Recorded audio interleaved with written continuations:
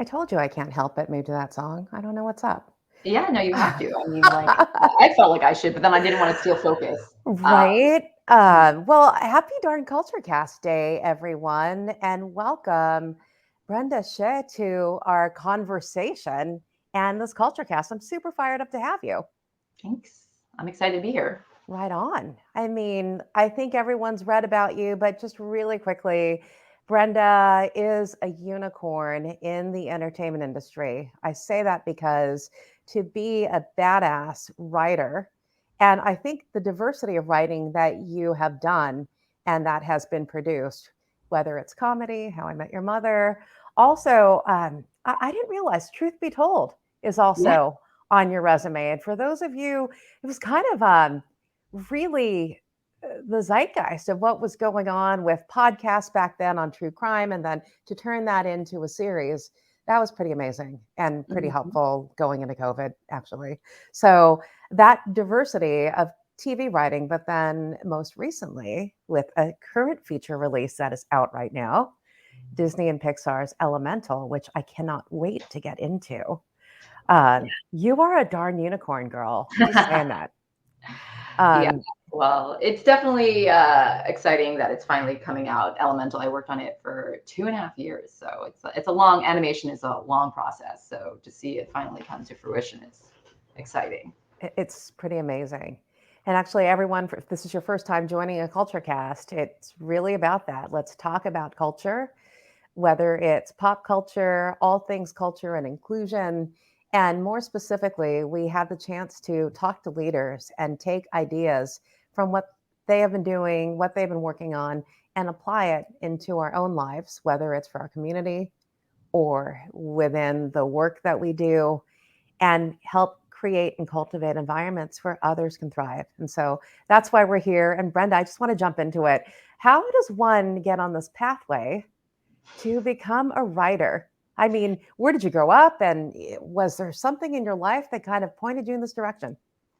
It's funny because yeah, it is kind of random. I think growing up, I'm a Chinese immigrant. Like my parents are first gen immigrants, and I feel like it really wasn't a real consideration to go into Hollywood. Like that just didn't seem Yeah. like a real job. It wasn't sensible. Like it's obviously very risky. And so I was kind of a nerd, and I went to Yale and I majored in English, but Yeah. I just thought like, oh, English is useful. Like Yeah. I'm going to probably use writing. I never took a creative writing class. I never, it was all just like writing about Jane Austen or Shakespeare. And even it's funny. I basically was like, well, what do I do after college? And I was kind of on the path to be to doing television news producing. I'd Okay. interned at 2020. I had kind of this job lined up at MSNBC, like in New York City. And I thought that that was like the sensible thing to do. And I basically, but then at, my senior year, actually my junior summer, my mom got diagnosed with lung cancer. And so Oh my my parents goodness. were separated. And I Oh, basically, she moved out to LA to be with her family and the better weather and to have the support network. And so I basically, after graduation, moved out to LA. I like gave up like my boyfriend, my friends, oh my wow. job in New York, that MSNBC job, gave it all up to move to LA.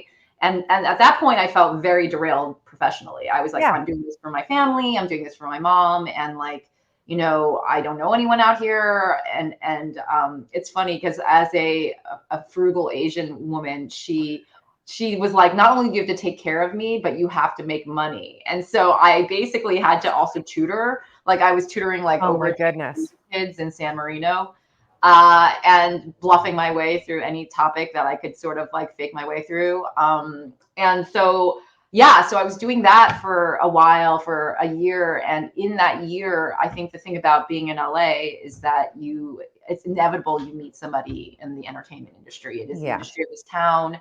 And so I was at an alumni function and I met this writer who used to write on Seinfeld, and we just kind Oh of hit it wow. off. And he was like, "Hey, why don't you try writing?" And I was like, first of all, I was like, oh, I guess you can make a living at this, you know? And also I was like, yeah, you know, the thing about writing is that you don't have any startup cost. You can just do it from home. And it kind of is the perfect thing to do when you're taking care of your mom. And I was like, okay. And I chose half-hour comedy because honestly, I'm a little lazy. And I thought that the half hour was the shortest. And I Yeah. was, okay, yeah, that one. Yeah.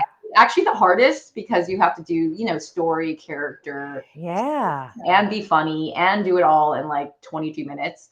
So it really was ambitious actually. But I just sort of started to teach myself, and the way I did that is I basically read really good examples of what I wanted to do. So at the time there was a lot of these fan sites where fans would transcribe Yeah. every Seinfeld episode, every Friends episode, and Wow. I would just read all of them. I was like, I want to read good examples of what I want to do, of what I want to be able to do. And so that's how I kind of taught myself. And then I, you know, obviously writing specs Yeah. basically, doing that in my little cave in my room alone. And after, and as a sensible Asian, I also was like, I'm going to give myself 2 to 3 years to break into this business.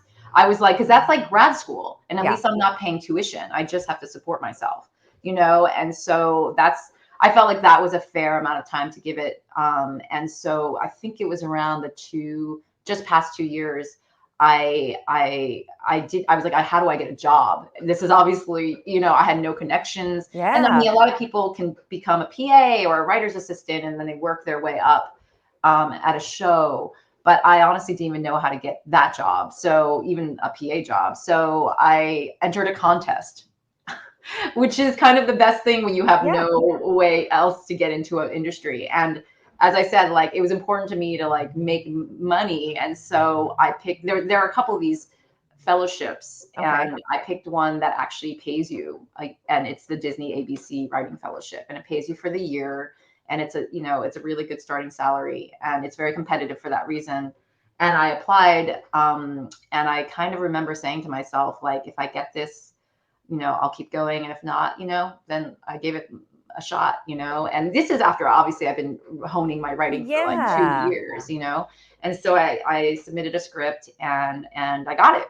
And I got in, and it was like such a great opportunity. It was, they give you a year to work on your writing, to work with executives, actual Wow.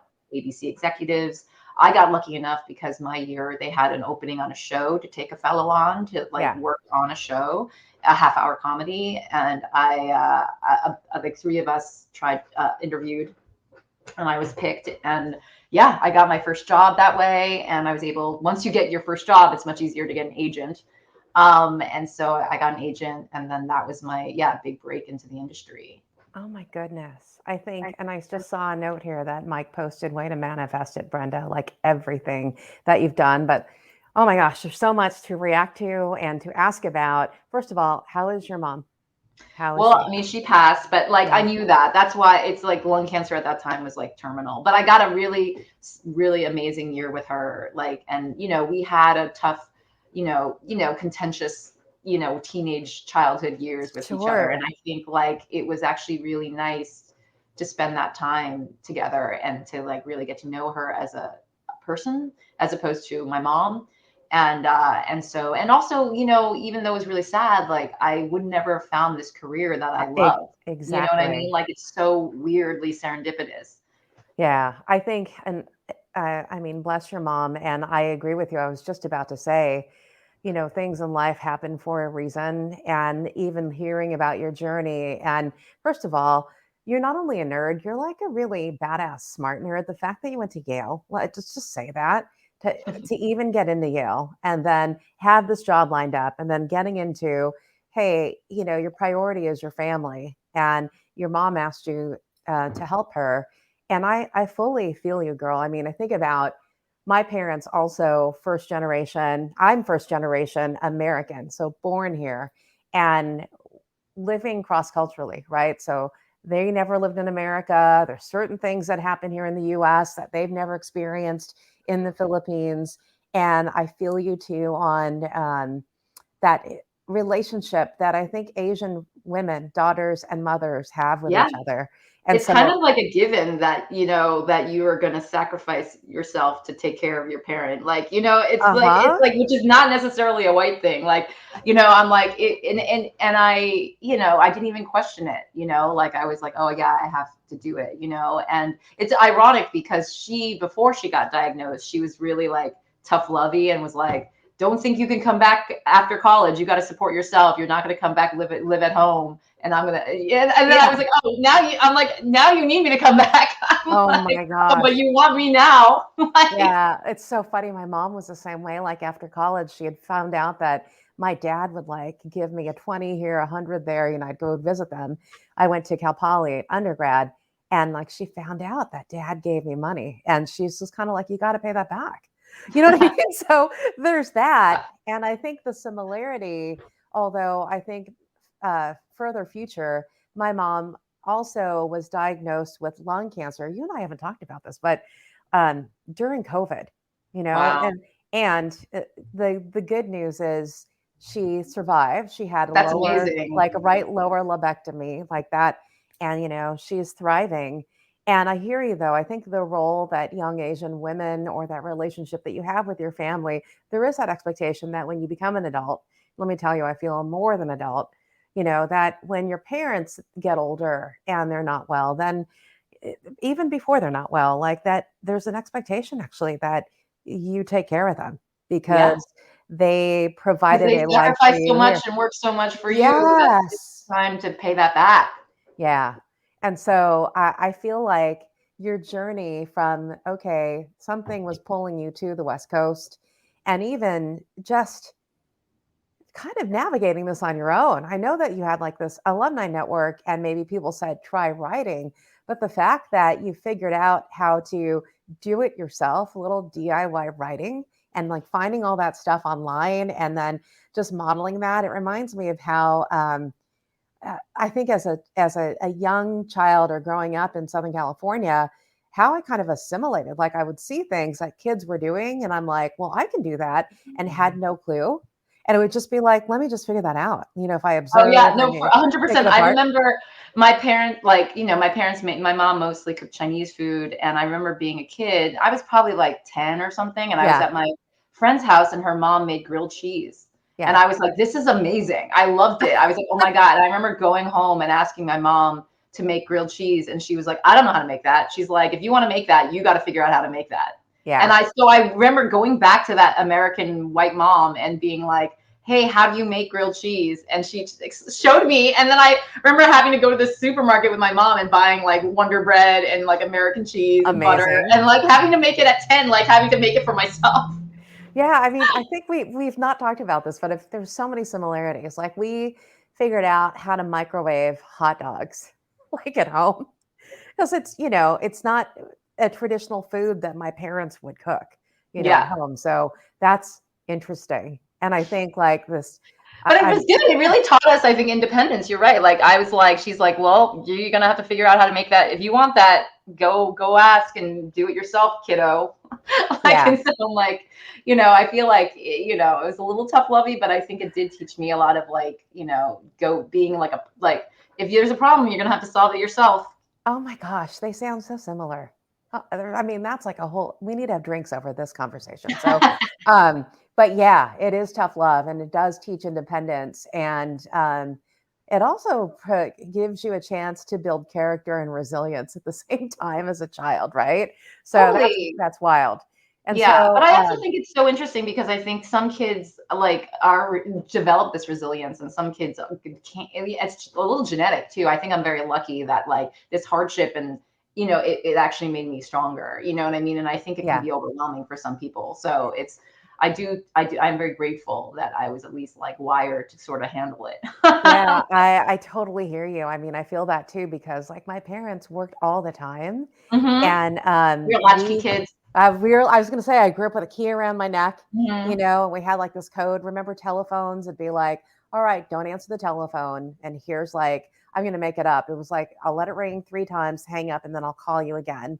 and then, then you'll know it's mom calling. It was like that kind of thing. Wow, So that's actually a little paranoid too. It's like, like you just gotta we get code. I know we were independent, and yet, we had to figure it out. So you're right. And I think as kids, there are some kids who didn't have that experience. And maybe that says a lot.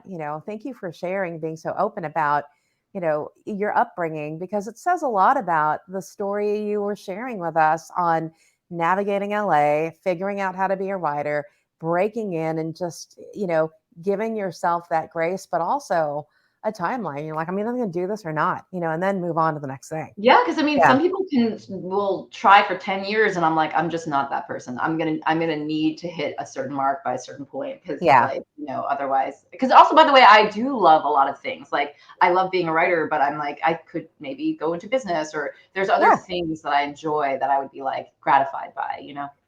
Yeah. And I guess not a surprise you're an English major. I'm just saying. I mean, you have this amazing career as a writer.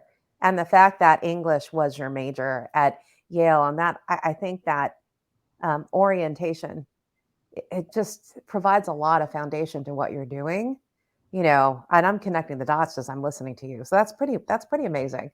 Yeah, So actually, I feel like it goes even further back, because when I was a kid, we were like, grew up in Long Island, largely white, a lot of Jewish, Italian people. We were one of the few Asians yeah. in school.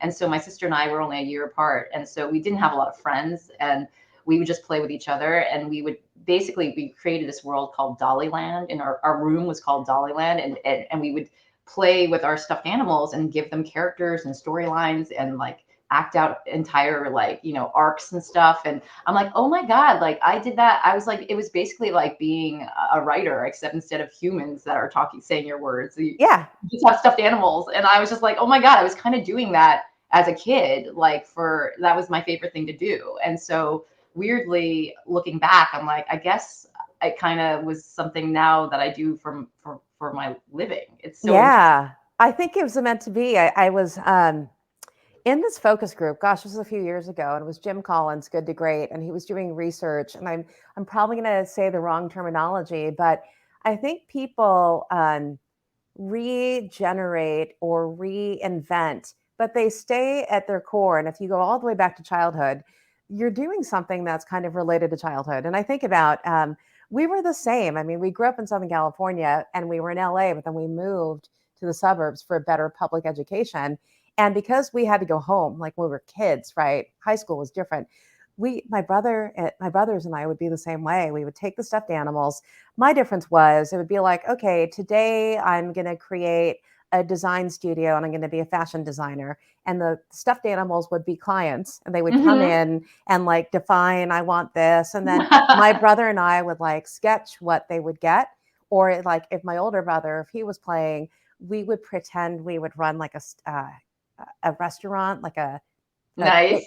restaurant, and get the step stool and put it in the kitchen and pretend that was the ordering window. Oh, And like, amazing. they would come up and, and then we'd write little tickets. So it was like business I know. orientation. We had one of our Yeah. scenarios was we ran an architecture firm called Ramshackle Architecture. And it Nice. was like, yeah, no, we had all different scenarios. It was like hilarious. Yeah. I believe though, I think it's like everything that you did as a child kind of manifests into what you're doing as an adult. And my parents thought I was going to be a doctor, and I was great in math and science, and ended up switching to business mid undergrad. I was a biology major. And then, human resources was like a total random kind of, I went into this direction. But if I think about it, I was doing HR, like people and culture back in the day. Like, even though I was different when we moved, I was always about like getting people organized, finding, the right experience for everybody. I had this group of friends, and I would tell them, okay, we're going to have a certain theme, like we're going to dress as strawberry shortcake one day for school, and people would do it. And so, and in high school, it was like involved in cheerleading and sports and all of that, but it was not so much about school. That was important to get education, but it was also that experience. And so that's that. There's so many parallels. But I want to jump into like, let's talk about culture. And I want to get a little bit into your writing before we get into Elemental. So fast forward, here you are, the successful writer. And let's talk about what is the culture like? being a writer on these various shows, you were so fortunate, but meant to be and talented enough to get this fellowship and then land on a show at ABC. I'd love to get your perspective on what is that culture like being on a writing staff and being on a show? Yeah, I mean, honestly, it's changed from when I started, like way Okay. back when. But definitely early days in comedy writing, half-hour comedy writing, especially the writers' rooms were really very male dominated, and I was often like the only female, but not always, and that's changing, Yeah. thankfully. But that was definitely something to navigate because I think back then there was a little bit of a like, oh, women aren't funny or whatever kind of Yeah.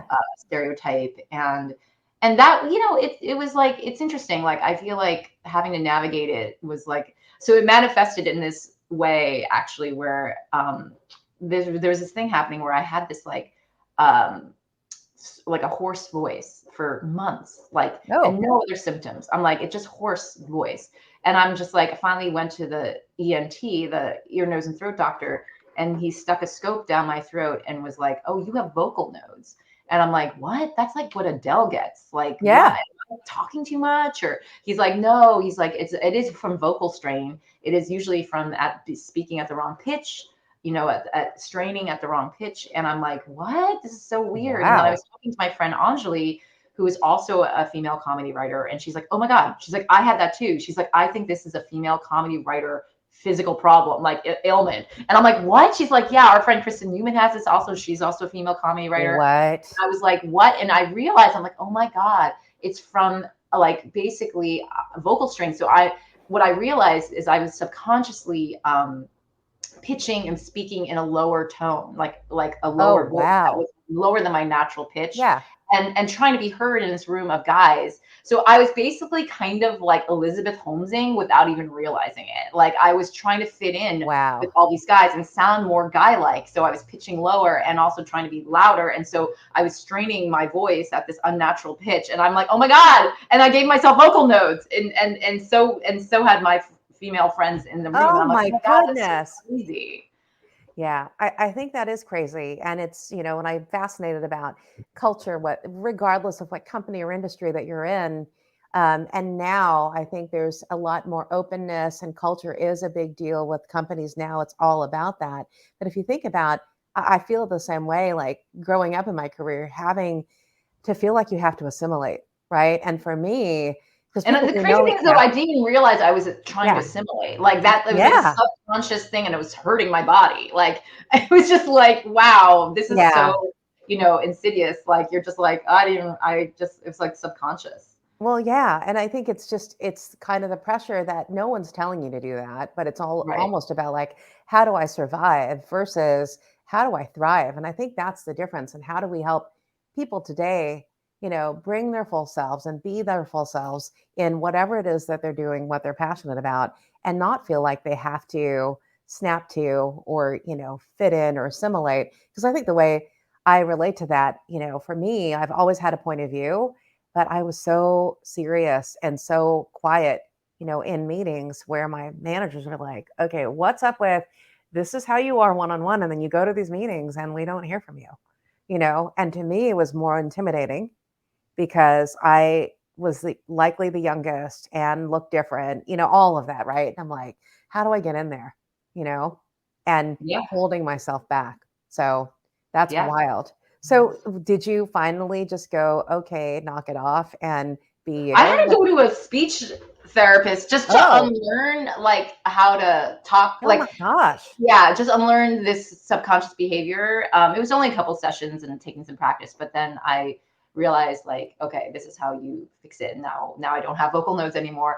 But I mean, it's interesting. Like, I feel like my journey, like I've always been very like assured and kind of passionate, and like I really Yeah. believe in what I believe, and that's okay, and that serves me well now. But starting out, it's not it can get you fired, and it can get you like, it is this really interesting thing of like learning, because it's almost like the opposite of what Yeah. you were saying, you know what I mean, like, and I think that was something I had to learn to navigate, which I think the first thing I got feedback on was like, hey, you got to let things go, You know what I mean? And I was like, But oh yeah, this is not my show. This is your show, and yeah, I need to like let it go. And that was one of my first lessons in one of the on How I Met Your Mother that I learned, and it was very valuable. But like, yeah, but it's also like learning when. I guess the sweet spot is knowing when to fight for things and that's when to let right. them go. And actually, I think you can always still be you and believe in what you believe in. And then there's always that professional lens. I always think about, okay, put that professional vest on. And although I strongly believe this is the cause or this is the Yeah. objective. Oh, this is And yeah, their vision. I'm, you know what I mean? Like yeah, ultimately recognizing that yeah. and trusting the process. That's Um, really, yeah, that's interesting. I mean, and I think that's a good lesson learned. And by the way, I mean, How I Met Your Mother was, this generation's Friends, right? I think yeah, about that, right? That whole ensemble. And I think it's pretty iconic that you had the chance to come work on that show. yeah, it Um, was so fun. so I think, why don't we just jump into, though? Let's talk about Elemental. Okay, and like when you and I first met, and I'm like, oh yeah, Elemental. And I think what most people talk about when they think about Elemental, oh, it's this cute little, not little, but this cute animation about these two young kids or characters falling in love, right? And how fun is it? And so Yeah. I'd love to get your I mean, perspective I on, think yeah, the impression I've yeah, gotten from the world is that I think people think it's a kids movie, and of course, all Pixar movies are kids movies, but yeah, they're also meant to be for adults also. And yeah, really, what I love about this movie, it truly is for it works on both levels. And what I like about it also is that it is like speaking of impacting culture, like I yeah, think it's important. Like I think it's trying to say something. Like I'm so like fortunate to be in a position to kind of help create culture, like yeah, what through art, through content that's out there, and a lot of people watch because that's what influences our culture. And I yes, feel like Elemental, and I wish was more known about it is that it is trying to say something about diversity. It is a metaphor for immigration and diversity. Like each element is a character and a wave yeah, of immigration. You know what I mean? Like the water people are the first ones to arrive. yeah. And then it's like, and it's like, and the fire people are the newest immigrants. And like the newest immigrants, the world isn't built for them. People are a Yeah. little scared of them. Yep. Like it's like being a new immigrant, whether you were Irish or Italian Yeah. or, or Chinese or whatever, it's and what I love about it is that it is a metaphor. It's not literal. So any POC immigrant group can Yes. relate to this struggle. You know what I mean? And then ultimately it's a culture clash romance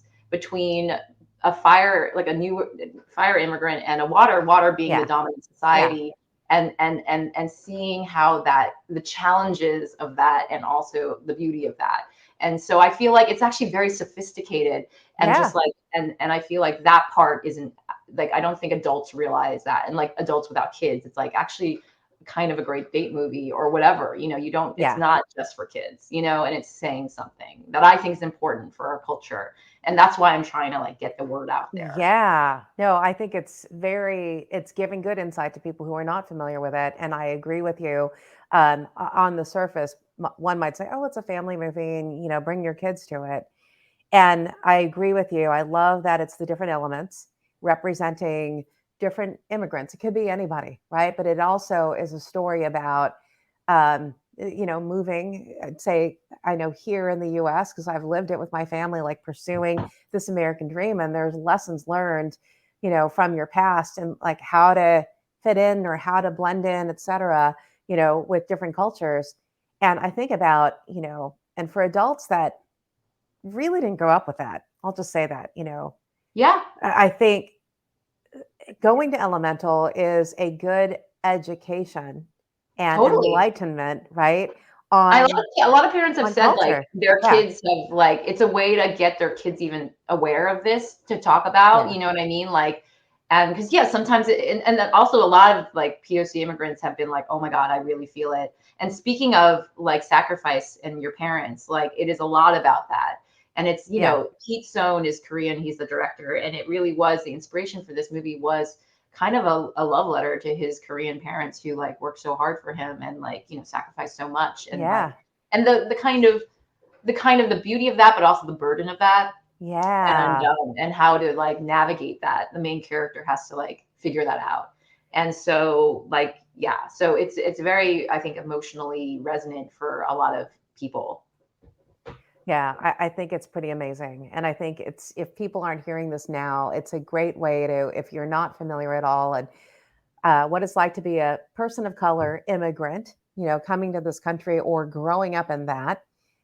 It's unique. So I think about like growing up too, where kids would come over, like my friends from school would finally come over to our house and we would be having like something as simple as a birthday party, although my birthday was in the summer and like we weren't in school, but I would still try to invite friends over. And then my parents would say, oh, just have their parents come over too. And Filipino potluck. And oftentimes there would be a pig on the table, right? And they're like, oh, we had no idea that this was a luau theme. We're like, no, not a luau.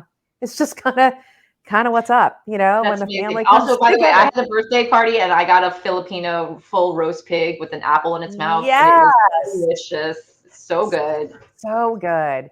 Yeah, my dad had this spit that he created that was motorized.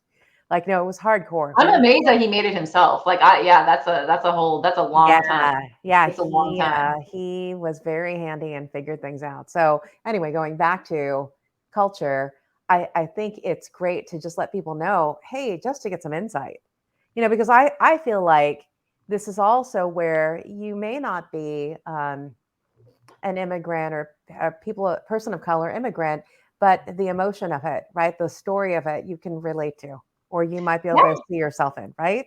Yeah, and I think that's why it's also doing really well internationally, because Yeah, I think because they don't look Asian or they don't look black, like everyone can kind yeah, of put themselves in this situation. And someone was telling me like they are white and they went to France to just live there for a while and feeling yeah. like an outsider, feeling like he was like, oh my God, I totally related to this movie. You know what I mean? So it's like it's anyone that's feeling, a little displaced and and having to navigate that. Yeah, I think that's really cool. If you had a do-over again, and I know with just how it's gone, how it's been marketed, like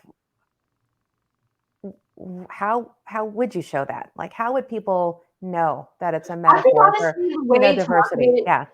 I think the way you could have marketed it is literally like not be. You didn't have to be literal. You could just be talk about can fire and water be together. That's the promise of the premise, Yes. and that is like saying can two different like ethnic groups, can two different Yeah. races be together, and it's kind of the thing about Pixar that that's what drew me to this project is that Yeah. when Pixar is hitting it, it's like it's a character driven grounded story and Yeah. grounded want like Ratatouille, where it's like I just want to be a chef. Yeah. That's like an independent like movie, right? It's just like a Yeah. Yeah. Yeah. character driven want, but the scope is but I'm a rat, and in a kitchen, a human kitchen, this is now life and death. Now the stakes are life and death. Yeah. And basically, we found that with a romance. It's like, oh, it's not these two people want to be together, but she's fire and he's water, and that could Yeah. be death for them now. Now the stakes are like death. It's like it, and it's like a metaphor for culture, like being like, Yeah. can you as a fire culture and a water culture be together? It's like so smart, you know what I mean? Like to have this Yes. represent in so many ways. So you don't even have to say, all you have to say is the promise of the premise is, can this fire person be with this water person? Because then you capture the kind of the romance of it, and you capture the kind of Yes. difference and diversity. Can these two different things, people, entities be together? You know what I Yeah. mean? Come together. And that's what makes America amazing, right? Is that we have so many, different groups living together, That's and right. the synergy of that. I think it's a beautiful way too for people who are still searching and not to get, I don't even think it's political when I say this, but diversity became a hot button and huge and mainstream in 2020 post the murders of George Floyd and Breonna Taylor and all of that happening, civil and social unrest in 2020. And in corporate America specifically, a lot of CEOs hired, appointed diversity leaders, right? Chief diversity officers. And it's like, let's bring the lessons of diversity and inclusion to our company or our companies.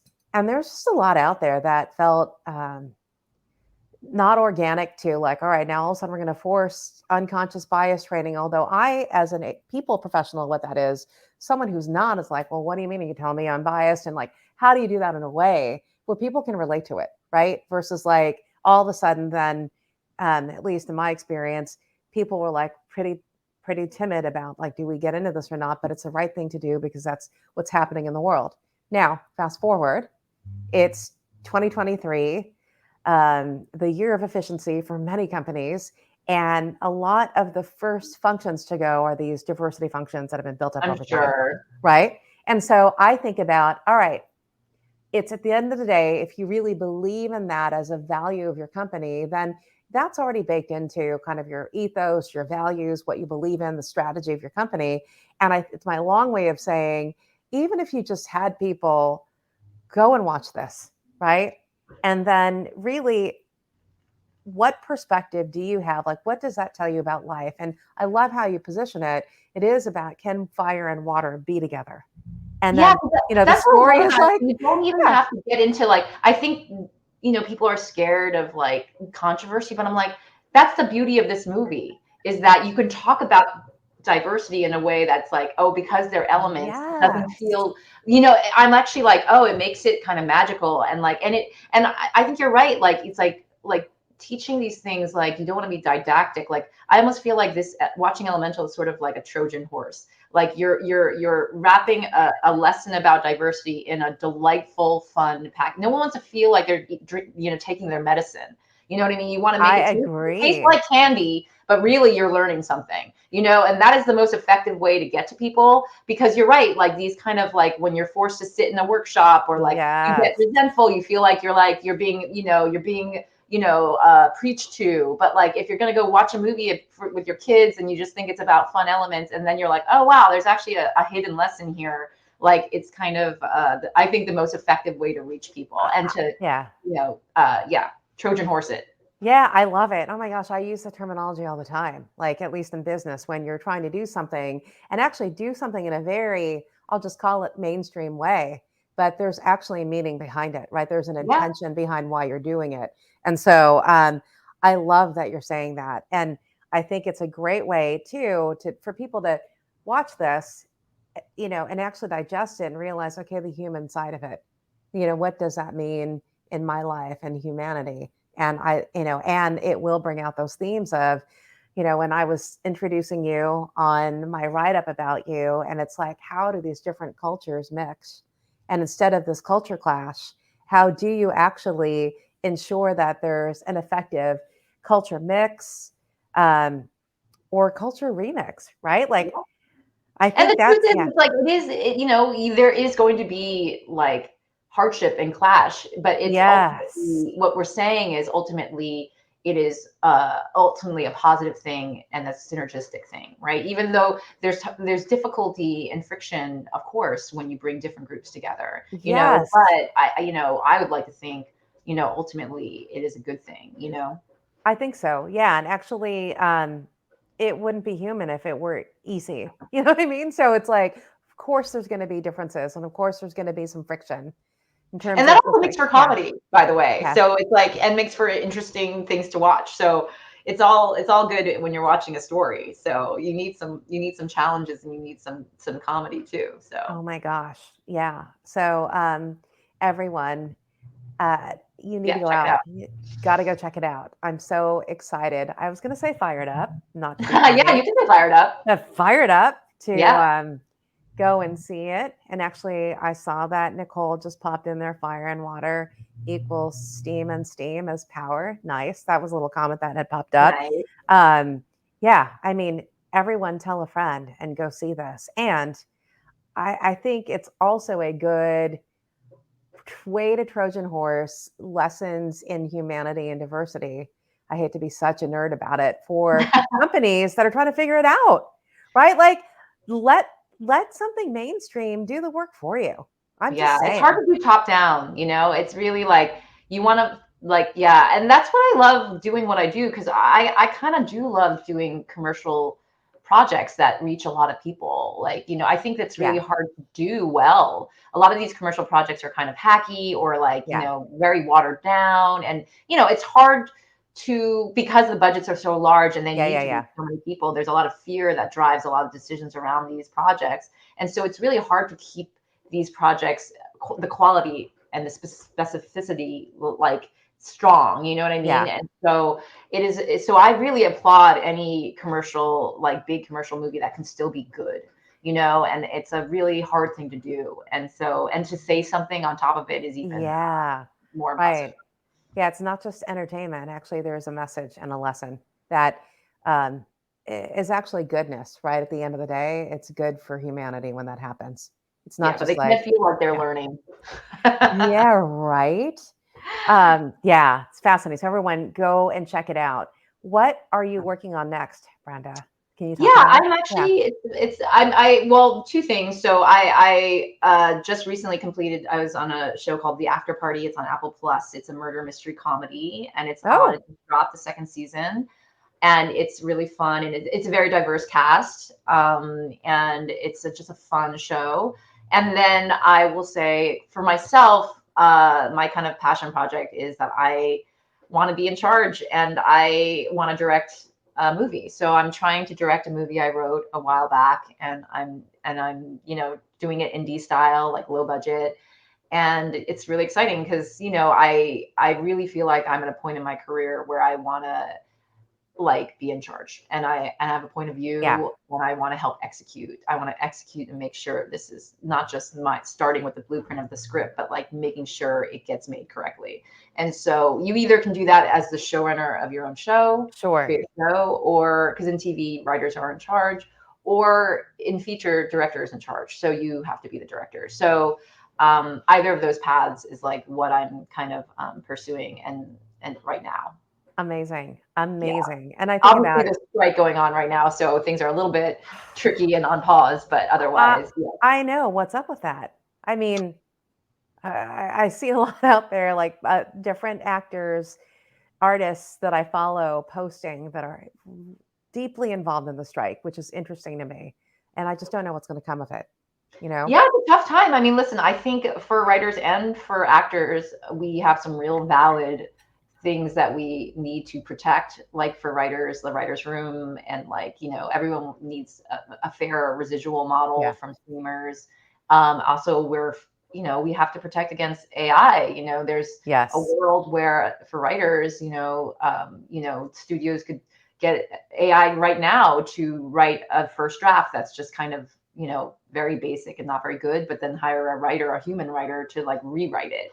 And then the main credit goes to the first writer, which is like ChatGPT. You know what I mean? Like it's like, so we really like, these are very relevant, but Yeah. it's also very speculative, right? So people are also not sure where it's going. So both sides, it makes it very hard to negotiate because both sides, I'm sure the producer's side, the studios are really worried about not being able to capitalize on Yeah. something. It's everyone's just sort of guessing, and so it's on that a little bit, and so it's a real fraught issue. But Yeah. obviously, there needs to be protections, and same for the actors. Like their likenesses and all that stuff. So these are real important issues that have to, to be honest, the solutions are not easy, right? Like Yeah. the actual solutions are tricky. So it's like coming up with those solutions that work for both sides. Yeah, I agree. It's interesting that you bring up AI, and I know a lot of it's based on that because of, the work product that can be created through artificial or generative artificial intelligence. Now, the difference is, and I think when I was chatting with you yesterday, I had the chance to, and I know there's a few on this CultureCast right now, had the chance to address a group of early in career STEM, early in career interns and early in career first job. And, they're also talking about technology. And I think about the role of AI. And I agree with you. I know that, yes, it can crank out a work product, but I always believe that any new technology and the latest kind of trend with technology requires humanity. And what I mean by that It's is, certainly right you now know, where it's at. It's sort of like an yeah, intern. Like AI yeah, is like someone you still need a human to harness it and create yes, it and to edit it and all that stuff. So that is correct currently for sure. And yeah, obviously it can do so many. It can be so helpful. Obviously, it can be a great thing, but it's also like so scary. I'm just not personally, I'm not just scared for job loss, but more about like our existential, like, like spreading disinformation and really like the Yes. level of chaos. It feels real. The fact that it's not regulated at all and we're all like kind of racing for this cliff, but as you get closer, the view gets more and more beautiful. Yeah, It's right. just It gets so scary. beautiful, but also don't fall off that cliff. Yeah. And, Well, yeah, I hear you. I think it is that there's a pro and con to it, and it's fascinating to me. You're right. It is like this intern, um, and at the same time, no matter how honed in that product gets, whoever's developing it. I know we've already had conversations I have with other people around like the diversity of the people, who are behind the scenes programming AI. I mean, that's an opportunity. And then like the output that comes out still requires judgment, emotion, totally. humanizing, right? And so I And I think especially that's think yeah, for comedy, like I feel like AI is going to take a while to do comedy because half of being funny is being unpredictable. It's being surprising. And like these yes, are all built on predictive technology. Like that's how these work. You know what I mean? So it's like it's to teach it to be unpredictable seems hard or not yeah, inherent in the way it's built. yeah. I love that you pointed that out. Absolutely, there's no way to predict a good joke or a good thing that happens, um, in a comedy. That's great. And then I do want to point out, the after party as well as Truth Be Told. I mean, both are very diverse casts. Yeah. So, I Yeah. mean, right on. Yeah. I think it's awesome. Well, it's funny Yeah, because I do think that's not a coincidence. I think yeah, they are learning like as now, like they're like, oh, if we're gonna have diversity on fit forward facing, we need to have diversity behind the camera also to ring true. So I think that is something that yeah that it's funny because like I feel like being Asian has never helped me. Like if anything, getting into an Ivy League school, it's harder to be Asian. yeah. And so like in Hollywood though, I'm like, oh, this is like actually going to be helpful. I'm like, yeah, I'll take it. I mean, take all you can. I think it's pretty amazing, but it's also like that in any other industry, right? I think about companies where their frontline hourly employees are majority people of color, and then behind the scenes, kind of running the company, they're not. And Yeah, so, and that's changing too. I'm saying it's good. not happening at all, but I think Yeah. everyone's on that pathway to do that. And so, it's been interesting listening and learning about the industry that you've been a part of, your specific experience as a woman, as an Asian American, and both the challenges and the successes as a result. And so I know people engaging this conversation will be really curious, what advice you would give them. I know you've already shared lessons learned. Any more lessons learned in your journey? And then what advice would you give people just to make their way, in their life? Because everyone's doing different things. Yeah. Well, I mean, I can speak to at least this industry, Okay. trying to make it. I think you got to know yourself a little bit. Like you listen, obviously in this industry, you have to have some talent, you have to be Yeah. hardworking, but you also have to have a level of you got to be okay with like risk and Yeah. not knowing, you know what I mean? And it's like it's funny like my sister is, she went to med school, like she's the older sibling, Yeah. like she could not handle this level of like uncertainty and risk, like just Yes. as a person. It's just, like you get on a show, most shows get canceled, you're out of a job, you have to find another job, you don't know when that next job's going to Yeah. be. So that's like, I will say when I talk to people about going into this field, I'm like, obviously you have to have talent and hard work, but like that third thing of just, can you handle this? This is not an Yeah. easy, you know what I mean? Like you are freelance and it Yeah. is, and can you handle that? That's all. Um, and yeah, that's it. And then, as I said, you got to be, for writing, especially, you really have to be self-disciplined. And I would Yeah. say you have to be a creator and an editor. You have to be able to create and you have to be able to edit. And I Yeah. think you have to toggle between those two, because when you're in create mode, you cannot have your editor too loud. Because if Yeah. your editor's too loud, it stifles your creation, like before you can even put it on the page. And then, Sure. but once you get on the page, you have to turn into kind of a harsher editor that's like, you can beat that, you can cut that, you don't just settle. So it's like you kind of have to have both sides of your brain, but you have to be able to kind of switch between the two. Agreed. Oh my gosh, that's such sage advice for people who are trying to make it no matter what industry. Um, I think it's this next generation coming into the workforce today, what they're dealing with, right? I love that you said, first of all, you need to know yourself. I believe in that. Like, get real clarity about that. That doesn't mean you have to go around and, piss everybody off from what you believe, but actually getting really clear on your center and like what drives you and your passion. I think Hmm. that's important. And I love too that there has to be some level of risk taking and resilience at the same time, especially because the world has changed today. The way people are going to be employed today is different. You know, Yeah.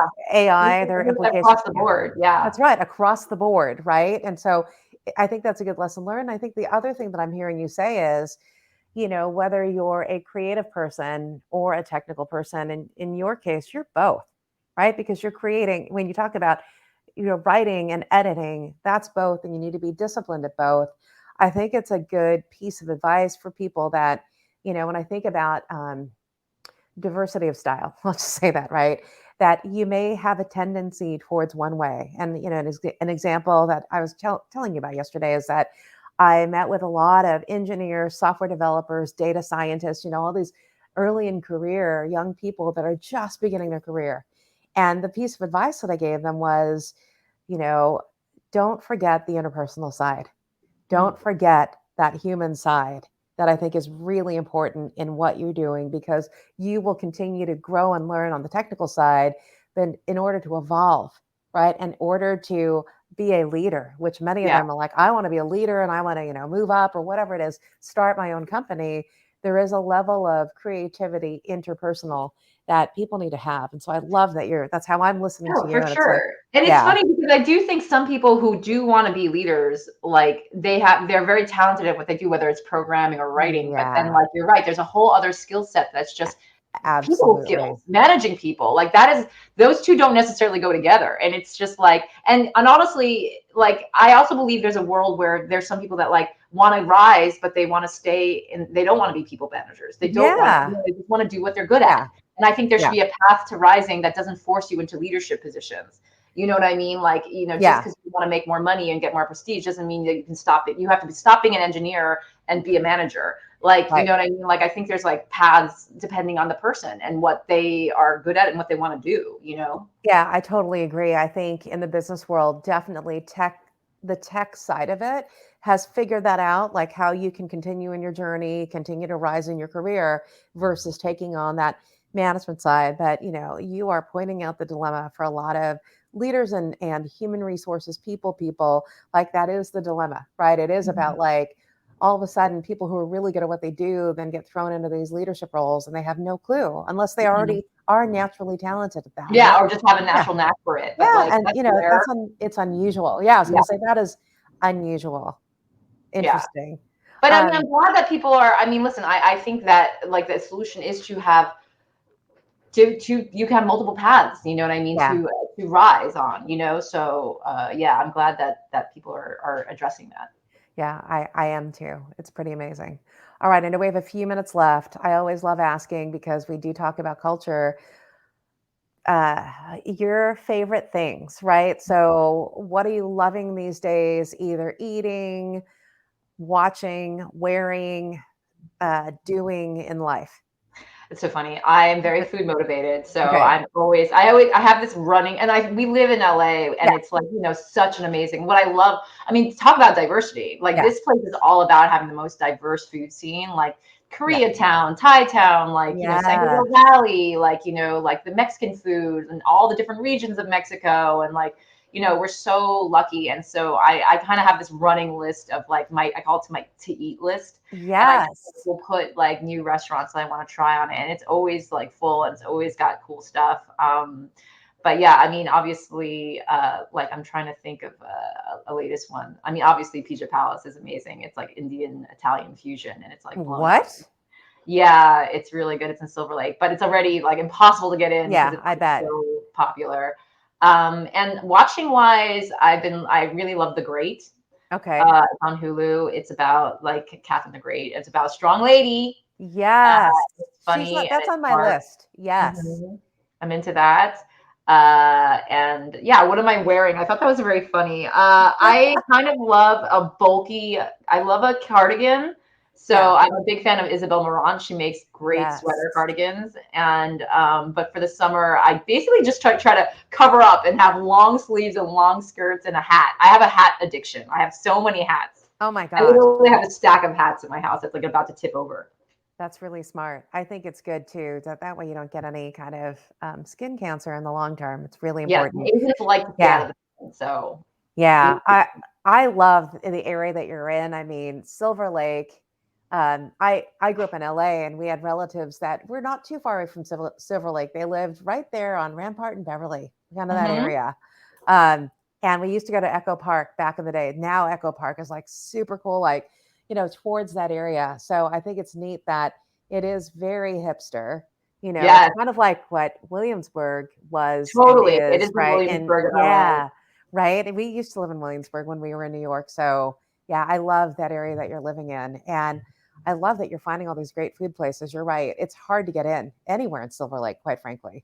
I think it's Yeah, I hard. mean, you're right. There's a ton of Filipino restaurants Yeah. actually in Eagle Rock, Silver Lake. I Yes. mean, there's historic Filipino town that's like getting all gentrified now too. That's right. Filipino town is getting gentrified. I need to make my way up there. Just have to. Yeah, it's Um, great. well, Brenda, we're coming to the top of the hour. I so enjoyed just chatting with you and Yeah, like it's so learning about fun. your life. A lot of it resonates with me. I can feel you on all of this. It's amazing. And so I want to thank you so much for being so open and so giving of your time and your insight with people on the Oh Culture well, thanks Cast. for having me. All right, It's fun everyone. chatting. Well, we will see you next time. Actually, how can people get a hold of you? I want to make sure I ask that. Oh, I guess I have an Instagram, I guess, Okay. but I'm not really big on social media. Okay. So, but that is, I guess, the one. It's like just my first letter B and my last name Hsueh. Perfect. So if you want to find Brenda, it's her first initial last name, and we will make sure we post that in the show notes. And our next Culture Cast is actually live a week from now. We will be chatting with the CEO of an AI company called Instill, and they have figured out how to codify culture of all things within companies. Like, how do you measure values and how does that translate to outcomes in a company? So I will get my full nerd on with that, and hopefully the rest of you who want to be in on that will too. And for now, Brenda, we will see you later. Thank you so much. Thank you. All right, bye everybody. Bye.